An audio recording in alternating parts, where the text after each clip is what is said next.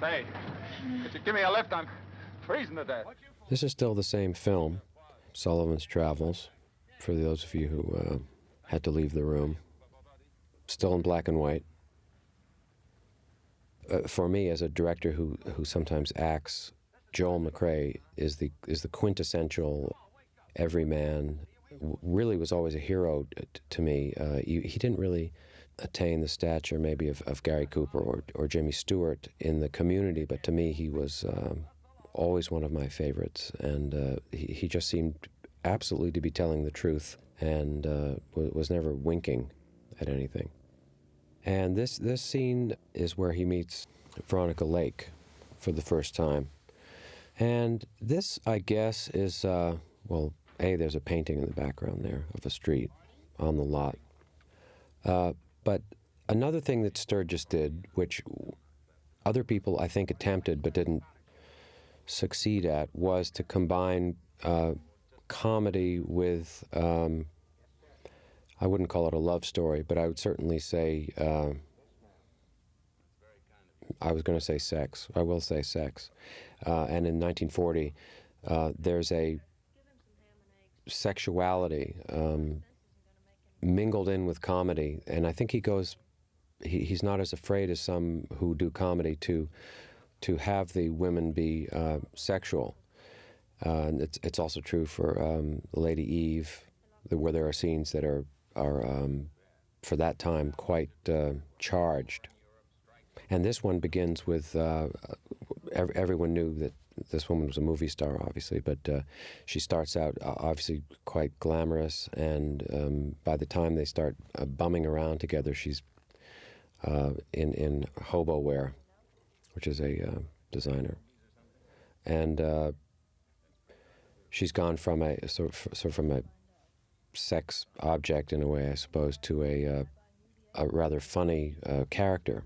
And I hadn't remembered, in fact, how funny she was in this film. Drink your coffee. Can you act? What'd you say? I said, can you act? Sure I can act. Would you like me to give you a recitation? Go ahead. I think Sturgis, as a writer-director, a real achievement about his writing is that there's something that feels really improvised about it, and at the same time feels so well crafted, so that the lines never feel like lines, even though some of them are just great one-liners, sort of Oscar Wilde-like one-liners, but they always feel really natural coming out of the characters. And I think he has such affection for his characters. Even just the characters that walk in and out of a scene are all so distinct that you can imagine at any point, if it were another movie, we'd follow the film executives off to their homes and their lives.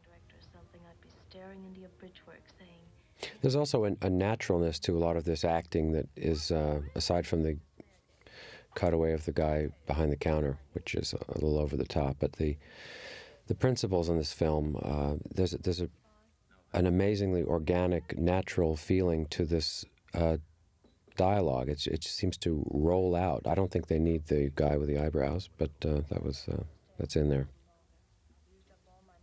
See, what they don't know is, though, that when they walk out that door, they're only going to be on the movie lot.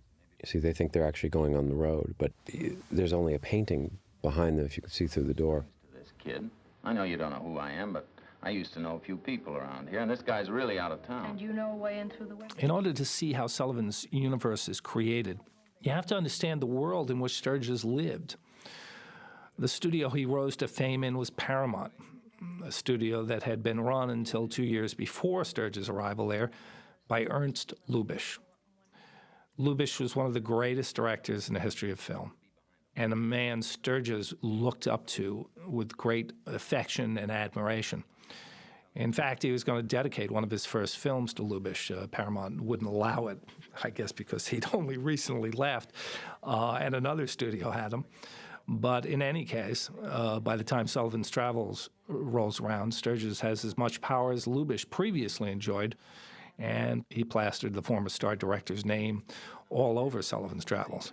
What was that big director's name? Lubitsch. Lubitsch.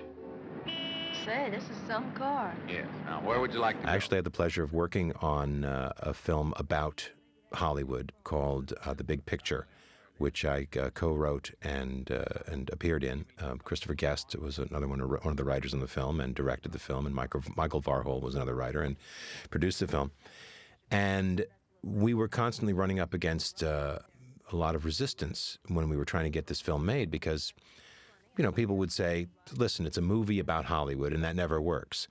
Well, yeah, it usually never works. But when it does, there are a couple of cases. What Price Hollywood is a very interesting early one. Star is Born, the first version especially, with Frederick March.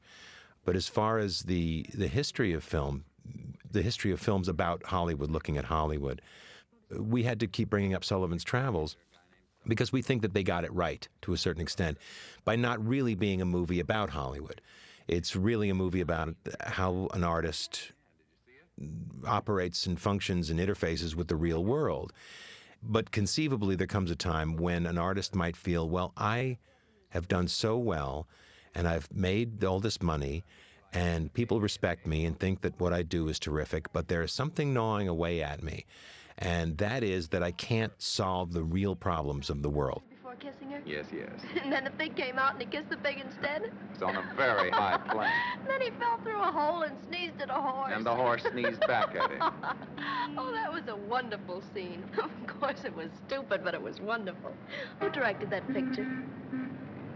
Don't you think with the world in its present condition, with death snarling at you from every street corner, that people are a little allergic to comedies? No.